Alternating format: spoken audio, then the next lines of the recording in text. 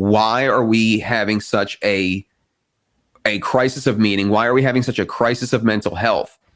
Why and over politicization of all of life? Like, why is this happening? And that is something that politics cannot solve, will not solve, until we get honest with ourselves about this and find that meaning for ourselves.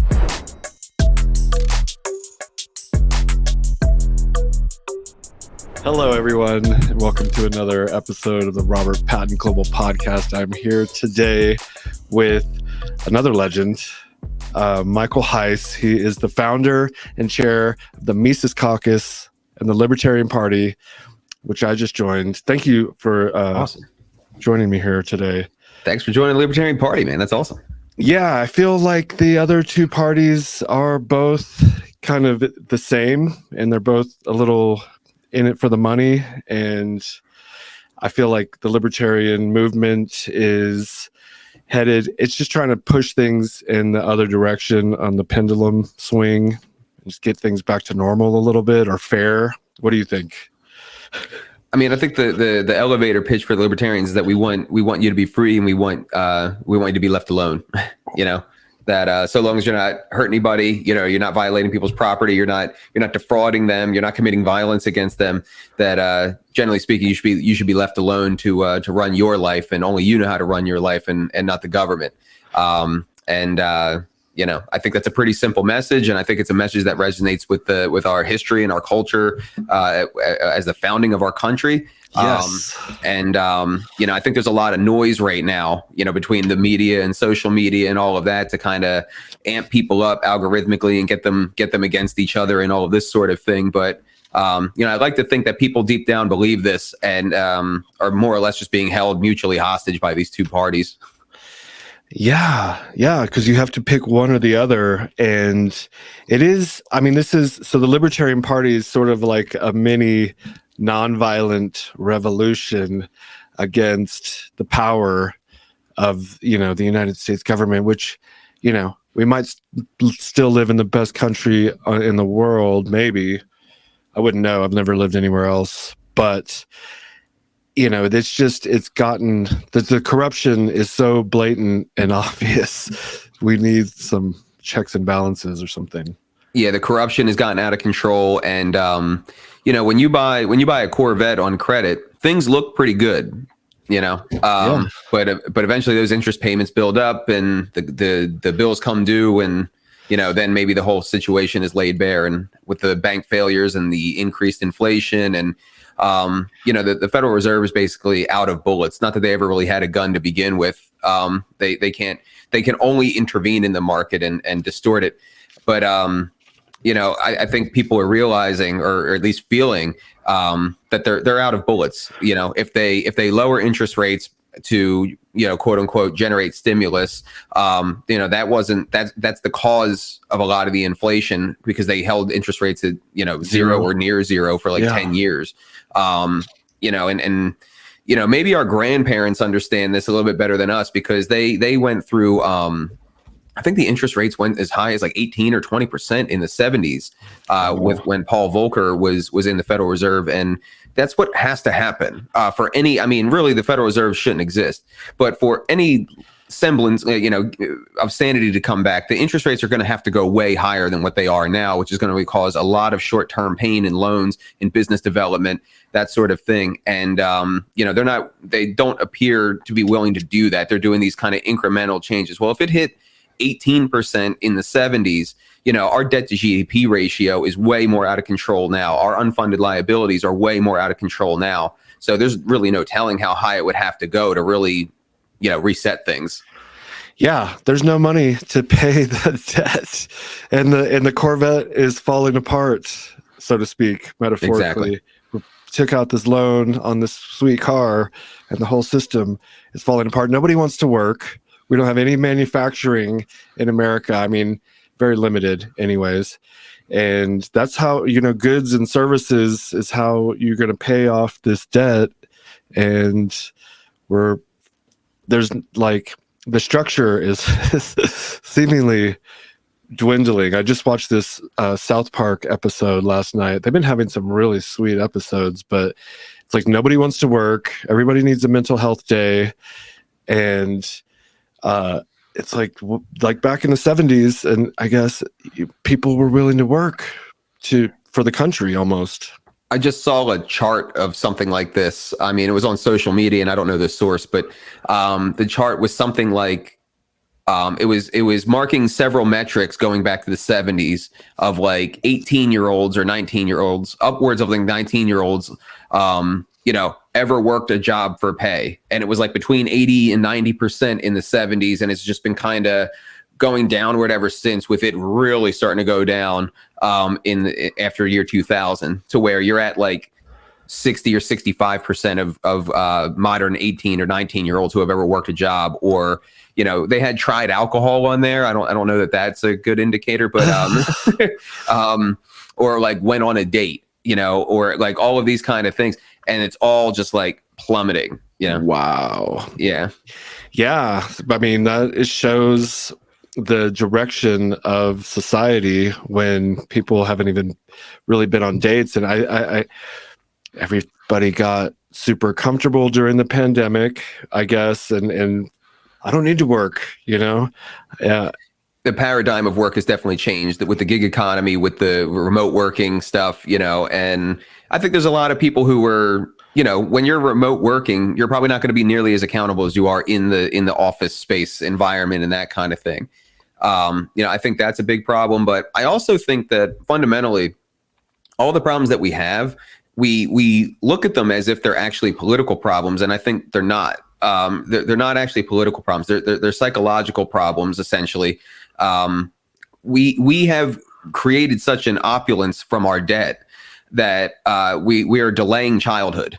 Like we are massively delaying adulthood, I should say. And I think that's you can see that in all different kind of markers of like the average age of having children. 18-year-olds never having never had a job. I mean, I got a job for my 15th birthday, and I was super bummed that when I was 14 that I couldn't get a job. Get that extra cash. Yeah. I worked washing dishes at a diner, with a bunch of Peruvians. I worked at McDonald's, and I think that was my first job. I was flipping burgers in the back. The floors were so greasy, you'd slide around on the back, but I got some extra cash. That was right before I started selling weed, and then I quit my job at McDonald's. But I was always hustling. I had that kind of wanting to provide or have a better life mentality, and I think we just need inspirational voices, like maybe Jordan Peterson. Peterson. Yeah, like a movement. I got maps of meaning right here, actually. Nice. Yeah. See? He is a legend, another legend. But I'm reading this book on Benjamin Franklin, the biography by Walter Isaacson, and they took it like the stamp tax. They didn't want to be taxed without representation, and they weren't getting representation in the British Parliament, and they were just being taken advantage of. They wouldn't even let us manufacture here because they wanted to produce all the goods in England and sell them to the frontier men. And so we had all these limitations, and I think just like work, the foundation of the American Revolution was we just want to work and provide for ourselves. But that whole philosophy, psychology has gotten lost. Well, this is something for us to untangle, and I think this is equal parts good and bad. There is a huge revolt in especially young culture against corporations and corporate culture, and the kind of the corporatization of America. And I think the culture that you're talking about, where it's kind of, you go out, you work, you bring your family up, you make your own way, that's capitalism. But what we have now in any realistic sense is corporatism. We don't have that. You know what I mean? It's much harder these days to start a business than it was in the days that you're talking about, or really all the way up through kind of the mid 1900s. And right now everything is run by corporations. The corporations write laws for the government. The government sells their power to the corporations. They hire the corporations lobbyists. It's this revolving door. Yes. And you basically can't tell the difference between, the government crime family and the corporate crime family. And They're married. Yeah, exactly. And that is what, in the economic sense anyway, that is what fascism is. It's the merger of corporations and the state. So we don't have a free market. We have corporations that are strangling the free market so that everything is tilted in their favor when they write the law and buy the power off of off a government that's very willing to sell it to them. Yes, I was literally going to ask you what the definition of fascism. I speak to the younger generation pretty frequently, and then you just see it on television or whatever, fascists and this and that, and I'm like, what exactly is a fascist? There's multiple ways to look at it. I mean, the economic side of it is the merger of corporations and government. And if you want to kind of isolate that element of it, you could call it corporatism, or at least that's what Ludwig von Mises called it. But there's other more like political elements of fascism, like the hyper-nationalism and, the authoritarianism and all of that. But, they did have private ownership of the means of production in name only, favoring private corporations. Yeah. Right, exactly. When they're in bed with the government who's writing the laws to help them, like, for instance, the pharmaceutical or the weapons manufacturing. Those are the ones that come to mind when it comes to, like, being in bed with the government and getting laws written in their favor to continue their reign that they've had for however long. You mentioned Ludwig von Mises, which is the name of the guy that the party is like named after. Well, the caucus. Yeah. Sorry. Yeah. We took over the party, but we are a separate entity from the party. Our friends took over the party, I should say. All of our endorsed candidates are the leadership of the Libertarian Party. Yeah. And you got a sweet hoodie, the Mises hoodie. But so I just noticed that. Where do you get that? Where do you get that hoodie? Misesmerch.com. So we got several designs there. Okay, a Mises. I love a hoodie. I live in Colorado, and yeah, basically what I live in.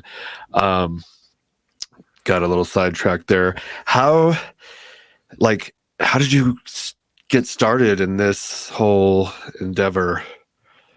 Well, I'm 33 years old, and I've been involved in what we would call the broader liberty movement since I was I would say about 18 years old. Technically maybe 14 years old, but that I wouldn't call that the liberty movement. I kind of, when I was like 14 years old, I got into Alex Jones and InfoWars and like 9/11 Truth and stuff like that. Yes. And, people forget, like, I'm still young, but that was almost 20 years ago now. And it was a very different world 20 years ago. Like, the internet was not at all what it is now. You have access to a lot more information and a much more diverse types of information now. So when I was 14 years old and coming into 9/11 Truth and coming into InfoWars and Alex Jones's documentaries and stuff like that, I had my mind blown at an early age. But I also suspect that, because I started immediately taking it to school with me. I didn't realize that this stuff was going to be a problem. Like, it just was like, wow, that's some wild information. And I suspect that that's because, when you're 14, what life experience do you have? What identity have you built up over the course of your life to be like shattered from this information? You know what I mean? And so I think I'm lucky in that sense. But I basically was being told from my peers that, like, I'm crazy. You know what I mean? And I'm like, I don't think so. So I just kind of would double down and keep researching and all of that stuff until I became something more of an advocate. And then I, started seeing Ron Paul through InfoWars channels, and it became a thing. And I was on the sidelines. Like, at this point, again, the internet was very different. Like, we didn't know anybody. We were totally isolated back then.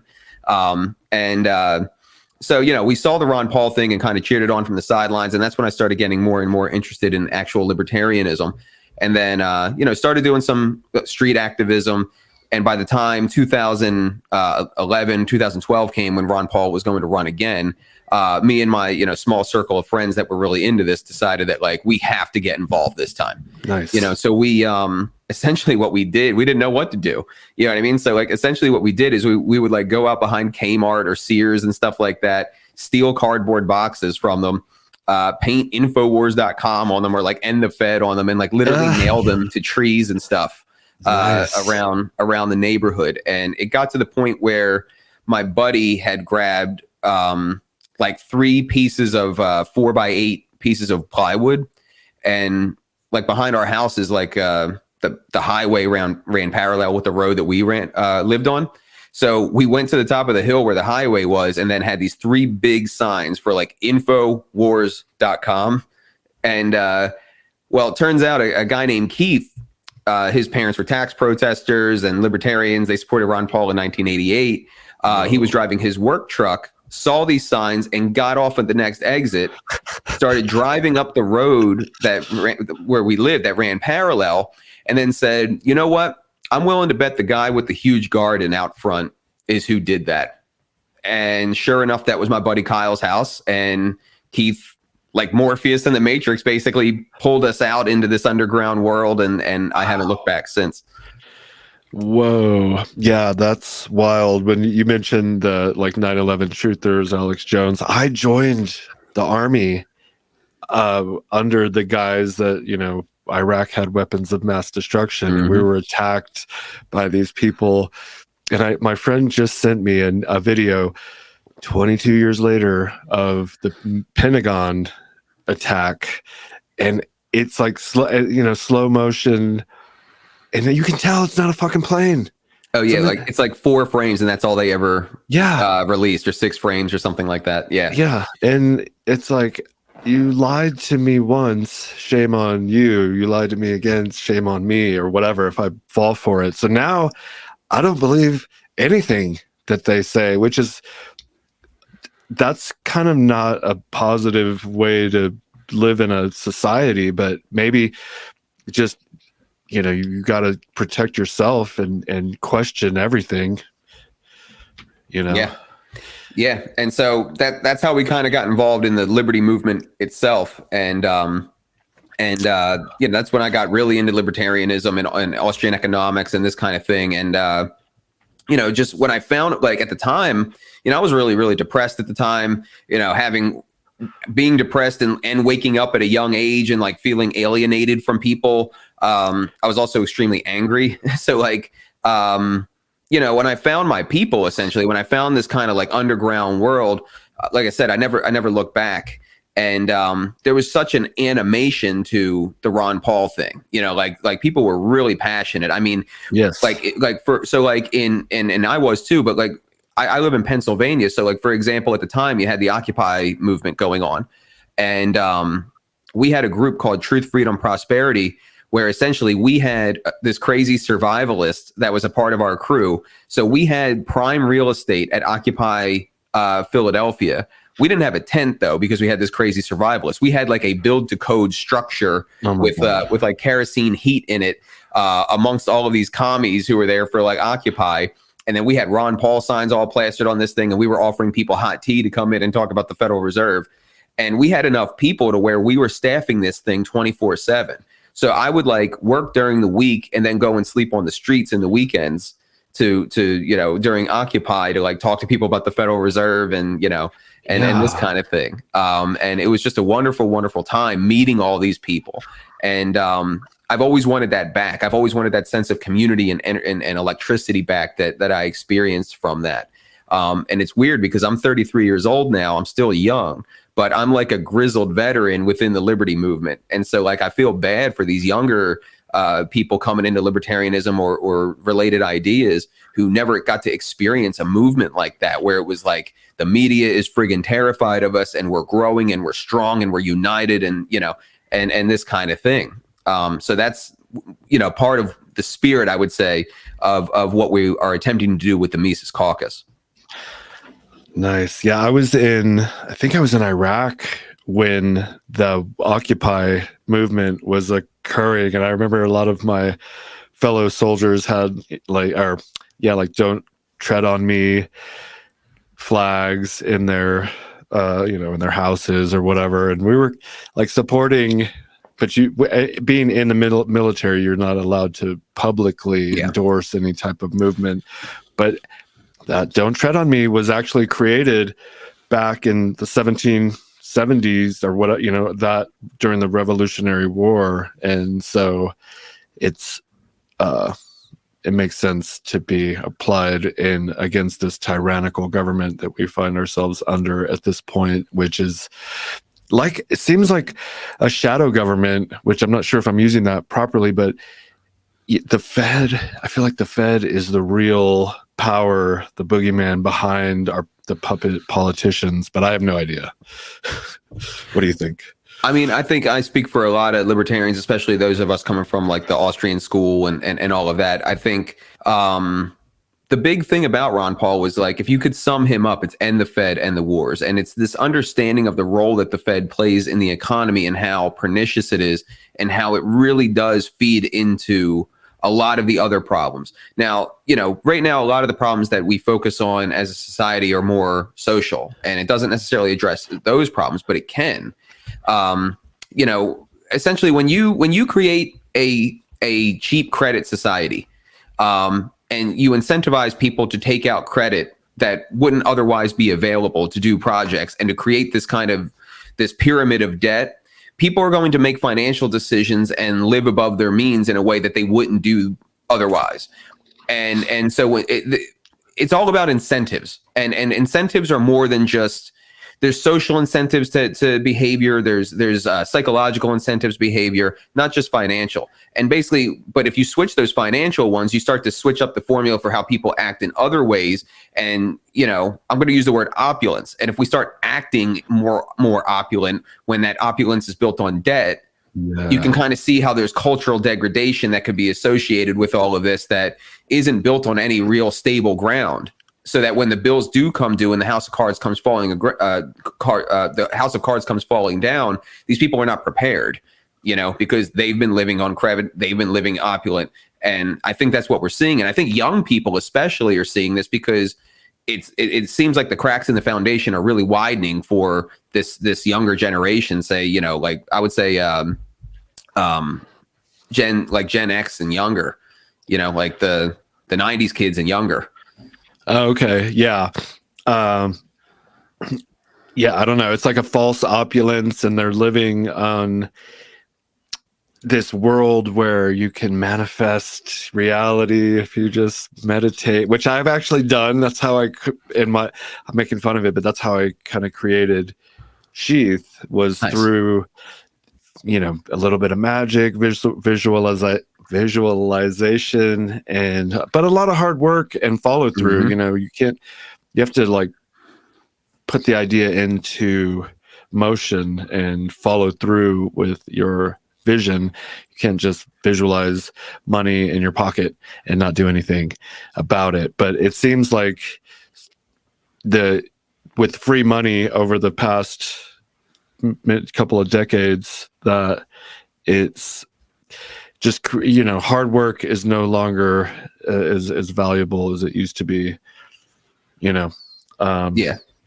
but there's so many, and there's also just with the internet age, how people are making money is dramatically different than it was 20 years ago. And the avenues available for people to make money. And I think even me, just being 33, I don't think I understand all of it. You know what I mean? Like you got 18-year-old kids with a Robinhood account, or just doing day trading. You know what I mean? And like making money that was never available to us. You know what I mean? Right. Or you could download like these arbitrage apps and just, as a kid, and just go to Walmart clearance section. Like, okay, boom, it's being sold for $3 here. Oh, on Amazon, average price. Here's another app. Average price for this item is $8 there.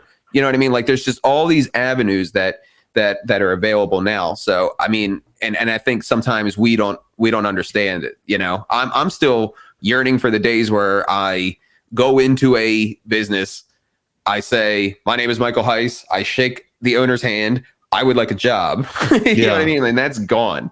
Like that is completely gone. Yeah, because now you can just go on YouTube and I mean, it's not that easy, but to create an online personality and you don't really work, you're just talking in front of a camera, which isn't really producing anything, especially when everyone's doing it, myself included, as we're having this conversation.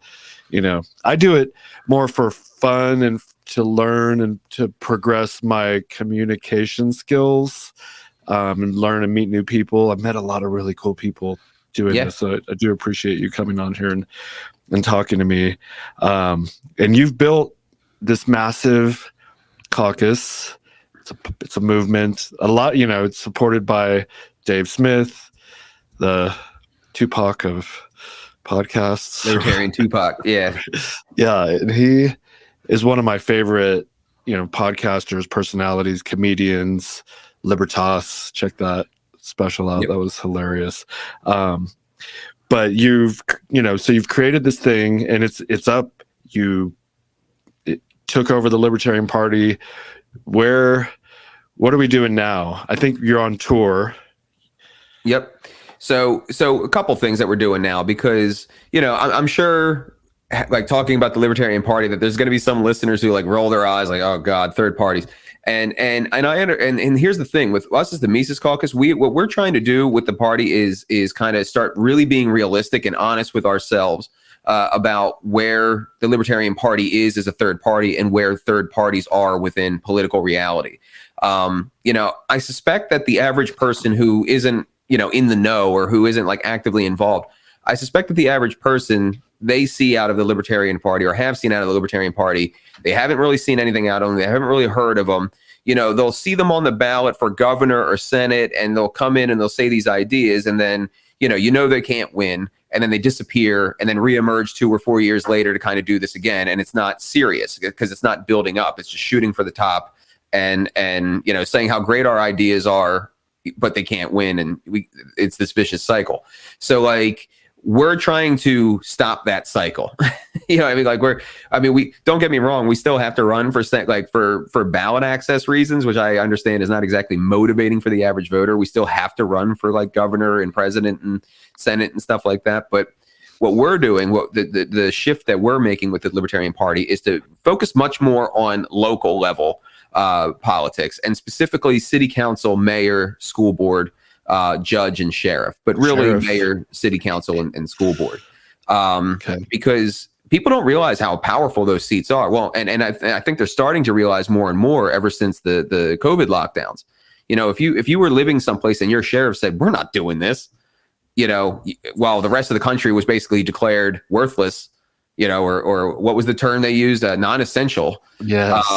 You're pretty freaking grateful, If you live in some place where they're pushing gun control and you have a sheriff that's willing to be like, no, we're not doing this, you're pretty grateful, right? Because they're not going to come to your house and enforce or whatever these type of new tactics. Correct. Yeah. And so there's a political element and a cultural element to what we are doing as the Mises Caucus and the direction that we're trying to that we're taking the Libertarian Party. So like, this local level focus is the political element. And it's really all based on the 10th Amendment of the Constitution and what's called nullification.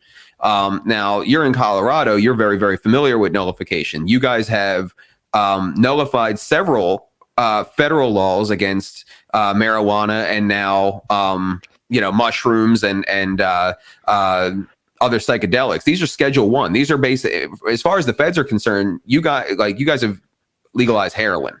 But you know what? You guys passed this law and in effect have told them, fuck you, send the army. You know what I mean? And they don't send the army because it's not practical. And how you're able to do this is that really the 10th Amendment, well, you got Article 1, Section 8 of the Constitution.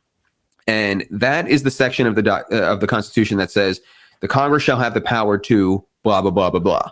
Okay. And it's a very short list of things in that section of the Constitution. The 10th Amendment comes along and basically says the feds can only do what is explicitly mentioned in Article 1, Section 8. So if it's not there, they don't have the power to do it. when you go off of that standard, there is a lot of things, the majority of things that the feds have put their fingers into that they have no right to do. We're talking healthcare of any sort, education of any sort, gun control of any sort. These are all completely and totally unconstitutional. And so what the 10th Amendment says is that, anything that's not in Article 1, Section 8 is left to the states and the people respectively. And in that context, the people means the localities. Yeah. So that's why your state was able to decriminalize shrooms and decriminalize and legalize weed and all of this kind of stuff. And however, you can do that with a number of things. You could essentially in your town or in your state abolish Obamacare.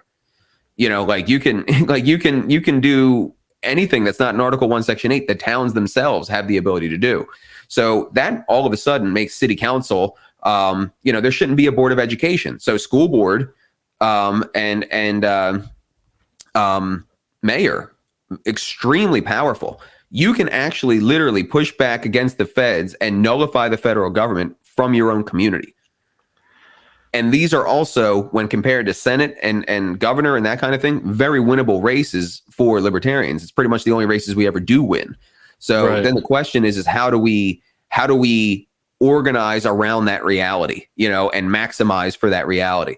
And that's what we as the Mises Caucus are doing. We've launched what we're calling Project Decentralized Revolution, which is, there's a couple programs in there, but one of them is recruiting and training people to run for specifically these offices. So we do 2 trainings a month. We've recruited over 300 people at this point to be candidates or campaign managers for such races. And so that's all the political element. It's basically run for these races. And if, we're still a libertarian party, we're still small, so we're not going to be filling up the ballot. So if you're in an area where you don't have people running, you can still achieve victories on these issue realms. Like if you live in a blue town, for example, and you're, now in your state, you don't have to worry about this one, but if you live in a blue town and it's run by Democrats and they have not yet decriminalized weed, there's absolutely no reason that you can't go to your city council and lobby them and have sample legislation in hand, be like, here you go. And I've done this in my own town. Me too, actually, with the weed. I was back in 2012, approximately. I was going to the malls and just local community areas and getting the petition signed to approve the ballot measure to legalize recreational marijuana or whatever. Right. I think it was medical back at the time, but that was a huge win, just getting that one win. Right. And then and the concept is that you hit the left from the left and you hit the right from the right. So if you live in a blue town and they're Democrats, so they're supposed to be for civil liberties and this kind of thing, why aren't they passing a ban on the warrantless use of surveillance technology? There's sample legislation for that. You could just come in, speak at city council, and try to find some allies and do that. If you live in a red town, rank and file conservatives tend to be pretty serious about their Second Amendment rights, even if their politicians aren't. So you can come in with a gun sanctuary and say, why are we exposing ourselves to federal overreach on gun control in our town when we could just ban it? So you kind of you make the gains where you can with what the reality of the demographic is. And I'm of the belief that we as libertarians have not really done enough to gain trust. I think we've got great ideas and we evangelize those ideas. But again, we don't think about things like psychology. We don't think about, why are people not willing to vote for us? I think it's because of this kind of mutual hostage holding and at the higher level. And we as libertarians haven't put the work in at the community level to earn trust from people where they perceive the political stakes to be the lowest. We always go for where they perceive the political stakes to be the highest, and therefore they have the most to lose and the least willingness to give something else a shot. Right. And so I think generating trust by, if we're the ones crossing the aisle going to Republicans and saying, let's ban gun control, like federal overreach here, or if we are going to Democrats and saying, hey, let's, I think then we can actually open up the conversations. So make no mistake, this is a very long-term strategy, but there is no silver bullets. We're not going to elect a savior. It's not going to happen. Dave Smith. Everyone wants Dave to run, and I want him to run too because he wears sheath underwear, and I would love to see president or a presidential candidate wearing sheath. But the reality is that, people, that's where the stakes are so high that people aren't willing to risk it. Kind of like what you were saying, where I think they won't feel like they can take a chance on maybe a sheriff or a mayor or city council or judge and see what it's like. Yeah. And even see, like, we could actually win this because it's our small town. The numbers, there's not, hundreds or thousands or millions of people voting. It's our town, and we can just get 500 people to vote for this one dude, and then he wins. And then you can see the practical application of these principles put into play. In action, yeah. Yeah, in action. And that's what your takeover of the Mises Caucus and these trainings and like Zoom meet. Yeah. How are you doing the trainings? So we're covering all our bases here. We do 2 a month over Zoom. And we have like a variety of trainings. We might have people who won the types of races that we're targeting as libertarians doing them. We might have the guys over at the 10th Amendment Center, which is another great organization, doing them. We might have the Leadership Institute doing them, or the Grassroots Leadership Academy. Like, we really try to mix it up and give a full spectrum training suite. And in addition to that, you had mentioned the tour. This kind of goes into, because everything I just said is one half of the overall strategy. That's the political end of the strategy. Yeah. But I don't think any political strategy is going to be viable, because again, this is a long-term thing, without a cultural strategy that goes along with it, a way of expanding our voice into the broader culture while also generating our own community and having our own culture emerge from that community. So there's several things here. And so the tour is a way to kind of bring everyone together with this new.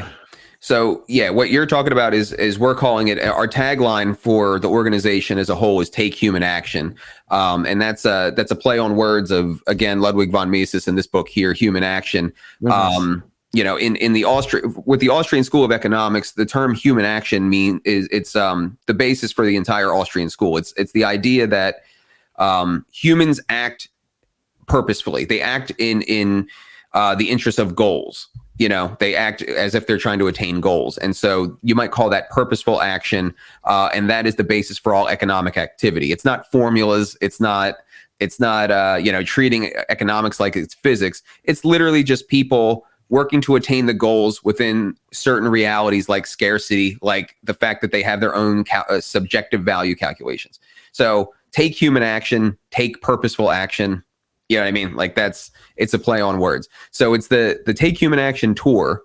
And what this is, we're bringing out the biggest voices that of the liberty movement to do a 6-city tour of speaking events across the entire country, to talk about, things like war and peace, to talk about Austrian economics, to talk about nullification and decentralization, and how this was built into our history. This was a final check that was left for us to stop out of control federal government. And talk about all other manner of things. So like Dave Smith, for example, is going to be speaking at our New York event, which is actually this Saturday, April 1st. Nice. He'll be speaking there with Tom Woods, Maj Toure, Gene Epstein, Jeff Deist is speaking. Clint Russell is having a debate on foreign policy with Destiny. I've got Ian Crossland from Tim Pool is going out to our Oakland event. Nice. So yeah, the idea is that all of these speakers, promote, they get their audience out, we promote, we get our audience out. But then I've also been reaching to other organizations that are liberty-based, but not necessarily associated with the Libertarian Party, like the Foundation for Economic Education or Young Americans for Liberty. Invite them to come and table the event for free and just promote it. So you get this like real cross-section audience from the wider liberty movement, and see if we can't recruit them into the party and recruit them into this strategy. So then you've got the speaking event. And then on the Sunday after that, we have completely free to attend trainings, candidate trainings that we're putting on. So we're covering all of the bases, from education, entertainment, community building, and the work training.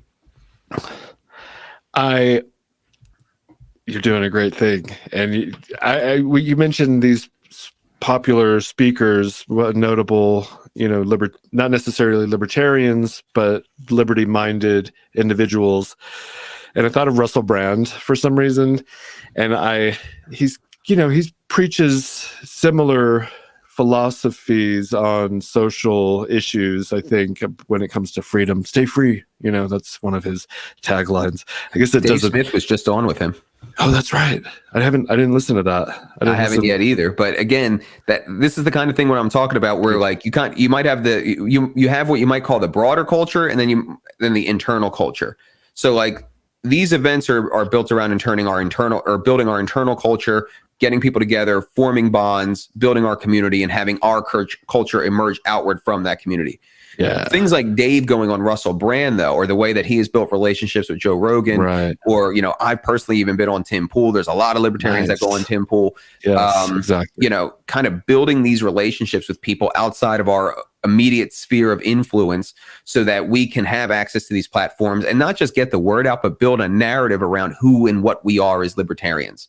Yeah, and it gives more social credit when these bigger name kind of popular people are speaking on our behalf, I guess. Just sort of certifying it sort of publicly, like it's good. I'm not thinking of the right word, but legitimizing it. Yeah, legitimizing it. Thank you. And Charlie Kirk is another really big name, but he's super Republican, and he has that thing in college campuses, like Turning Point. I don't know. What's funny is I actually have to call somebody. Somebody from Turning Point wants to table our event, and I mean, I'll take the sponsorship money if they want to do it. But interestingly enough, though, there's this interesting dynamic. I think people like Charlie Kirk are who we as libertarians are most urgently have the debates and the arguments with. Yeah. And you might say, well, why the hell is that? The left is completely out of control and blah, blah, blah.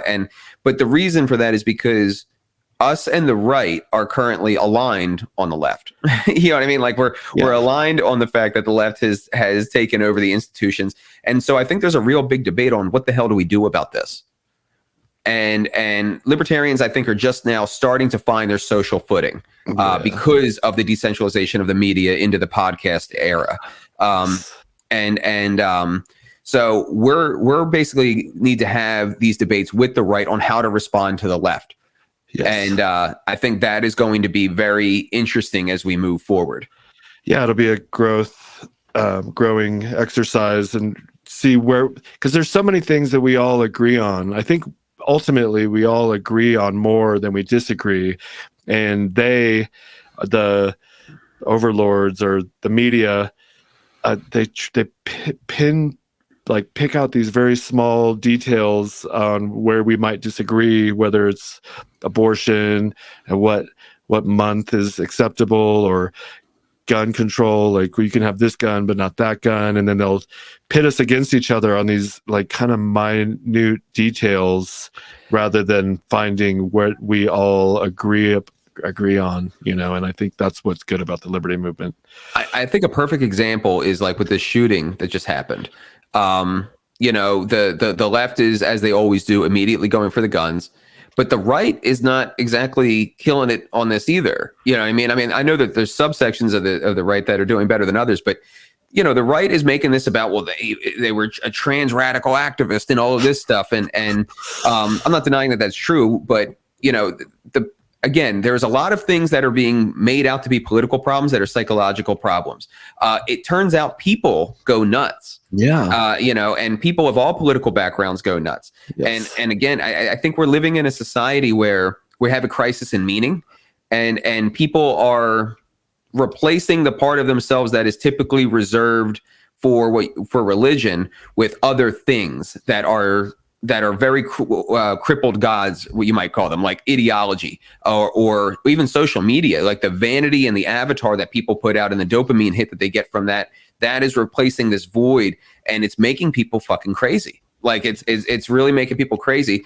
And if you start to look at that now, I can't speak for this most recent shooting, but among shootings in general, mass shootings in general, what you find is a fatherless home or multiple prescribed psychotropic drugs. And that's never addressed. It's never addressed. And again, people are crazy no matter what. It doesn't really matter that this was a trans radical activist, and trying to put it on that I think is only going to further inflame the political divisions and make the fight for power that politics is that much more, harrowing. And so we got to get to the root issues of why are we having this crisis of meaning? Why would somebody take things that far? How do we encourage a culture of meaning to where this isn't as prevalent as we see it? But nobody wants to have that conversation. They just want to have their political conversations of, well, we've got to go for the guns, or, well, the trans radical activists are out of control. And no, it's like, okay, yes, we have to have solutions. And I wouldn't say I'm partial to arm the teachers, but I wouldn't say arm the teachers as much as, well, schools are a public space. If you are a gun owner, that is your right. Allow the teachers to arm themselves. You know what I mean, is where I would go with that. But we should be able to defend ourselves.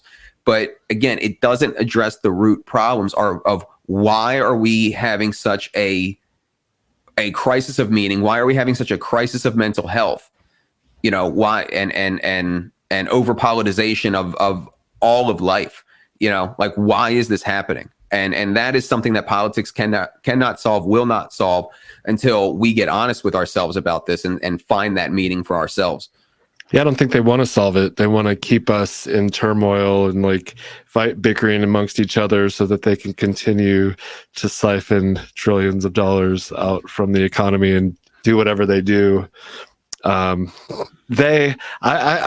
believe in a shadow government and some Alex Jones shit, and I don't think that what we see is the reality of who's really in power. So I applaud what you're doing with the Mises Caucus and the Libertarian Party. Thank you for joining me on my little show here, the Robert Patton Global Podcast. It's available on all the platforms. Please do subscribe and join. If I could make one last plug. Yes. If you like what I'm saying, if you like the strategy, if you're interested, go to takehumanaction.tour.com. I'm not even going to ask you. I suspect that many people in this audience aren't in the Libertarian Party yet. And you know what? I'll let you do that on your own time. Instead, go to Take Human Action Tour, see what event is closest to you, and come and check out the community and see if this is something you want to be a part of. And I suspect that if you feel the energy and you feel the passion that our community does have, that you will be interested. So takehumanaction.tour.com. We've got New York, April 1st, this Saturday, New York City. We've got Chicago on April 15th. We've got Nashville, Tennessee on April 22nd. We've got, why am I forgetting? Denver? Not yet. No, Denver is May 27th. Okay. Oakland, California is May 22nd. And then Austin, Texas is the end of April. Lovely. We have most of my team is in San Antonio. And if you guys find yourself politically homeless, as Bridget Fedesi would say, this is a great direction, and come check out the community. I've been to some of the events in Denver. A lot of comedian based content also, so it's kind of fun, but it's serious but fun. And so check it out. Check out the website. That Denver event will be Tom Woods, Maj Toure, Scott Horton, and Ryan McMacken, who is the editor-in-chief at the Mises Institute. And then we're also going to have Kevin Matthews, who is the guy who spearheaded the whole psychedelic effort. Ooh, well, that's you know what? I might. Yeah, we're going to try to make it there. There's another psychedelic conference in June that we're going to be attending also through through MAPS, I think. But I don't want to take up any more of your time. I really appreciate you making time in your schedule to sit down and talk. I had a great time. You really nailed a lot of the points I wanted to discuss, and I learned a lot more about what you're doing. So appreciate it. The audience appreciates it. And takehumanaction.com. That's to just sign up for the caucus generally. If you want to check out the tour, it's takehumanaction.tour.com. Takehumanaction.tour.com. Okay. Well, thanks everyone. Hope you learned something. Take some human action, and we'll see you next time. Thank you. Peace.